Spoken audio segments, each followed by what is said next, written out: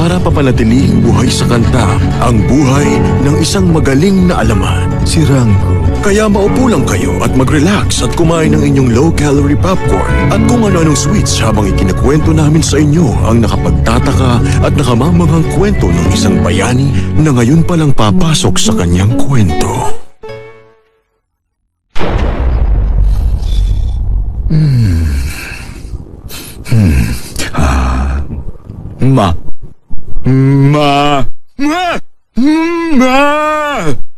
Crunchy, creamy cookie candy cupcake. Brrr. Okay, kayong lahat, simulan na natin sa umpisa. Handa na ang set at punong-puno ng pagkabahala ang gabi. Nag-iisa sa kwarto, ang prinsesa ay naghahanda na sa pagkuha ng sarili niyang buhay. Mas mabuting maging pataba sa mga uod kaysa mabuhay ng walang pag-ibig. Inabot niya ang kopang may lason. Samantalang ang masamang si Malvolio pinagpaplanuhan ang pag-upo niya sa trono. Habang lumalala ang lagay ng kanyang amang may sakit. Oh, masama na ang lagay ko. Sandali! Sinong nariyan?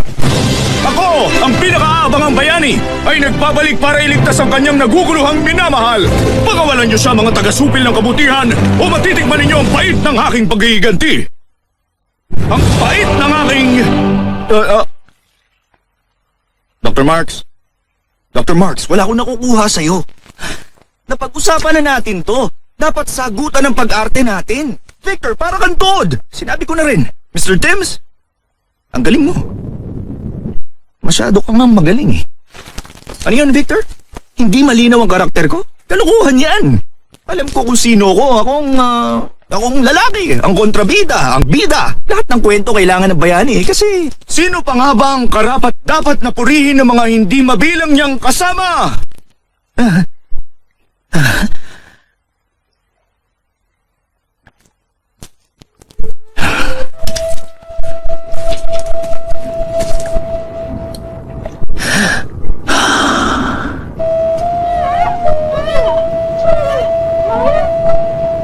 Naghihintay ang set. Gustong makakita ng mga manonood ng pakikipagsapalaran. Sino ako? Pwede akong maging kahit sino. Pwede akong magiging... Ang kapitan ng barko na nagbabalik upang bawiin ang kanyang kamay na gawa sa bakal.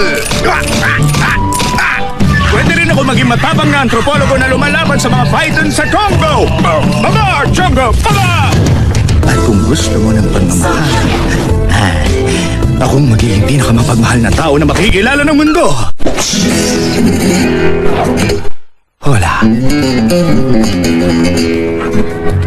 Hindi ko mapigilang mapansin na napansin mo kung napansin ka.